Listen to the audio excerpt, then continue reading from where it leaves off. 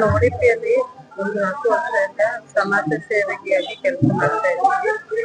ಈ ದಿನ ನಾವು ಒಂದು ಆರೋಗ್ಯ ಶಿಬಿರವನ್ನು ಇದು ರೇಡಿಯಂಟ್ ಆಸ್ಪತ್ರೆ ಜೊತೆಯಲ್ಲಿ ಉಡುಪಿ ಸಂಸ್ಥೆ ಅವರ ಸಹಯೋಗದಲ್ಲಿ ಉಚಿತ ಕಣ್ಣಿನ ಆರೋಗ್ಯ ಮತ್ತೆ ಜನರಲ್ ಚೆಕಪ್ ಅಂತ ಹೇಳ್ಬಿಟ್ಟು ಈ ದಿನ ಇಲ್ಲಿ ಹಮ್ಮಿಕೊಂಡಿದ್ದೇವೆ.